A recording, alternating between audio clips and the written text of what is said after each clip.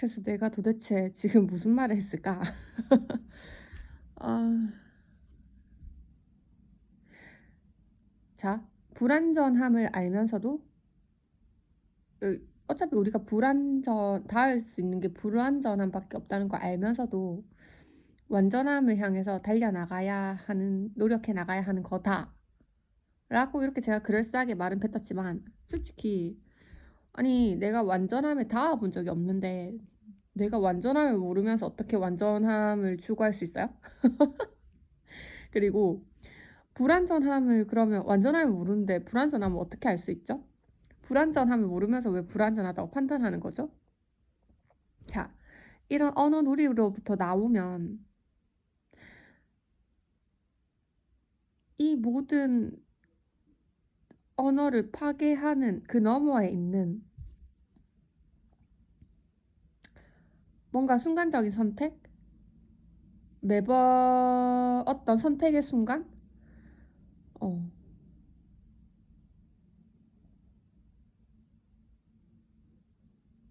우리가 결코 줄 수 없는 현재라는 거죠.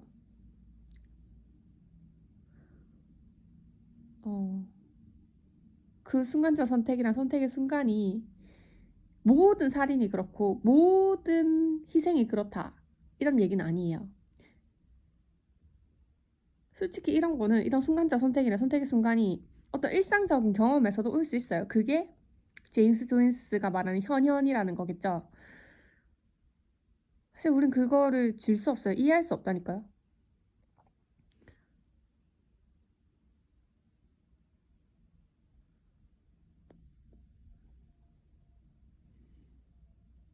그러니까 유레카라는 걸 말하기 전에 어떤 자리 잡기 이전의 사건, 레비나스가 말하는 거 있잖아요. 타자에게로 간다라던가 존재에서 존재자로 가는 그 자리 잡기 이전의 사건이라는 거죠.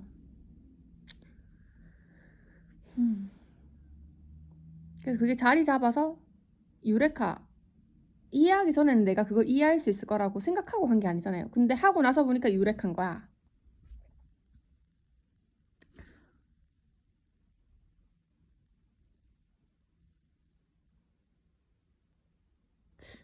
그럼 순간적 선택의 순간, 그거를 라캉은 주체라고 본 것 같고, 왜 그 주체랑 이상적 좋은 자를 구분할 수 없냐라고 했던 게 이런 이유라고 생각하는 거예요.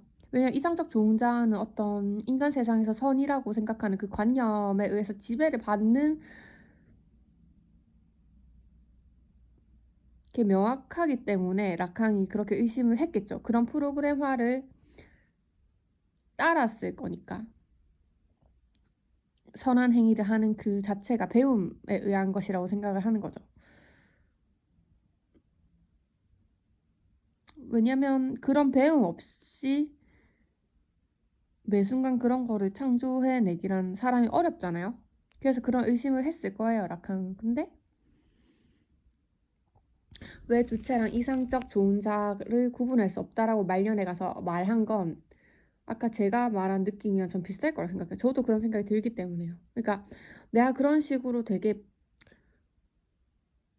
어 내가 생각하지도 않고 행동을 이렇게 해버리면 다양한 행동들이 나올 거예요. 뭐 자꾸 살인이라고 해서 죄송해요. 살인에서 희생까지 얼마나 버라이어티한 어떤 행동들이 나올 거 아니에요. 아니면 막말로 똥 누나다가도 깨달을 수 있는 거 아니겠어요? 똥 누나다가도 깨달을 수 있는 거 아니겠어요? 그런데 그럼 어떤 방향으로든 깨달을 수 있다면 인간 세상에서 우리가 좋다라고 한 행동들을 통해서 깨달아도 무관하다는 것도, 어떤 실체가 와도 괜찮다면 우리가 이상적 좋은 자아의 길을 따라서 깨달음을 얻어가는 주체가 될 수도 있다는 걸 긍정했다고 봐요. 저도 그게 한계치가 아닌가라고 생각을 합니다. 근데 만약에 우리가 그런 식으로 그러니까 주체를 그런 식으로 이상적 좋은 자아로 제한을 해버리면 또 거기서 악이, 안 좋은 점이 분명히 발생할 거기 때문에 열어두는 건 좋겠죠. 음. 그러니까 만약에 주체랑 이상적 자아랑 똑같다고 해버리면, 알겠죠? 희생을 하는 사람만 되게 주체적이고 인간다운 선택을 한 거고, 살인을 하는 사람들은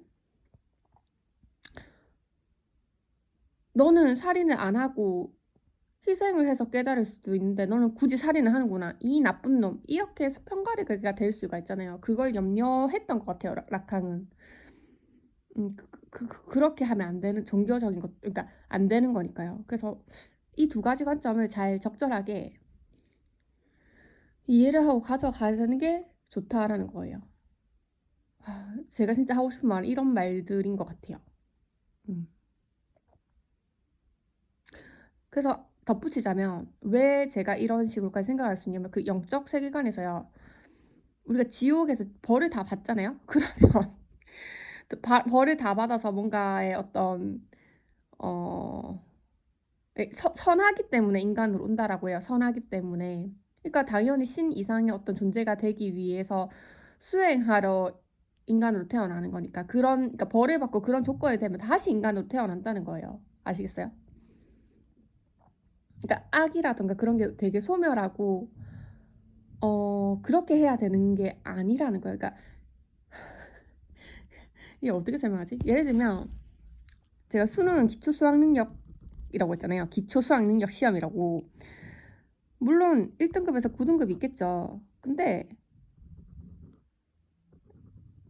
이건 9등급으로 나왔지만 그 9등급도 만점 받을 수 있긴 하거든요.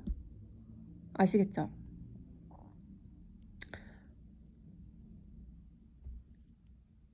그러니까 그런 가능성을 계속 놔둬야 된다는 거죠. 넌 9등급이니까 벌레만도 못한 존재야 라고 할 때 이제 그 사람은 그렇게 말하면서 자신의 우월감을 취하는 거겠죠. 그게 죄라는 거죠. 닌 할 수 있는데 지금은 왜 9등급이냐면서 뭐 이렇게 말하는 건 좋겠죠. 그럼 그 9등급이 내가 자극을 받아가지고 뭐 내가 할 수 있다고? 그래 나 한번 해볼게 이렇게 돌아갈 수도 있는 거잖아요. 그렇게 선하게 좀 애매모호하게 사람을 대하는 게 좋다. 그리고 또 9등급 그럼 그 둘이 관계를 맺을 때 9등급은 죄가 없겠어요? 누가 내보고 너는 쓰레기라서 넌 맨날 9등급처럼 인생을 살 거야 라는 그 말을 믿어버리는 걔도 무지고 죄인 거예요. 아니야. 네가 1등급에서 같은 인간 네가 할 수 있으면 나도 사실 할 수 있어. 지금 증명은 안 됐지만 할 수 있어. 이런 마음을 가져야 선한 거죠. 아시겠죠? 그래서 그와 관련해서 봐봐. 이 경계를 잘 타는 게 중요하다고 했잖아요. 그래서 이게 제가 들은 얘기에서 웃긴 게 지성체라는 게 있대요. 그러니까 이미 이 지구 수행터를 만들기 전에 신인 상태에서 이제 지옥을 갔다 온 사람들이 너무 똑똑해가지고 거기서 이미 지구에서 수행해야 되는 깨달음을 다 얻어버린 애들인 거예요. 어느 정도 깨달은 애들은 이제 경계를 탈 줄 알잖아요. 그러면 이제 거기서 이제 더 깨달아서 지구를 탈출해야 되는데 그냥 딱 그 경계에 있는 그 깨달음은 아는 거죠. 요리조리 피할 수 있는. 그래서 깨달음 얻는 게 아니라 뭔가 지구에서 좀 뭔가를 누리려고 즐겨보려고 지구에 오는 지성체들인데 이 지성체들이 약간 부자나 권력자 등으로 잘 태어난대요. 이런 재밌는 얘기. 그렇다고 해도 이제 우리가 지성체에 머물러야 한다는 건 아니라는 거죠. 그 지성체를 초월하는 자기만의 깨달음을 가져야 한다는 거죠. 그러니까 제가 지금 그런 깨달음을 가지면 지구를 탈출하고 다른 차원으로 간다라고 말했지만 그 다른 차원이 꼭 지구 탈출이라고만은 할 수 없잖아요. 무슨 얘기냐면 사실 그런 애들은 이제 우리가 고통받고 너무 좋아하는 물질 세계에 대해서 다른 반응을 하겠죠. 그러니까 이런 물질 세계에서 흔들리지 않는 자기 자신을 가질 거 아니에요. 그럼 그 사람이 다시 지구에 살아도 지구를 탈출한 것과 같은 기분을 느끼면서 살아갈 수도 있다라는 거예요. 뭐가 맞는 말인지 모르겠어요.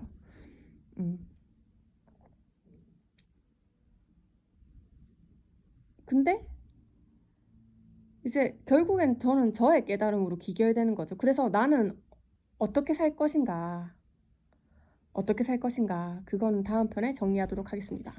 이세리는 어떻게 살 것인가. 그리고 제 얘기를 들으면 여러분들이 해야 될 건 뭐겠어요?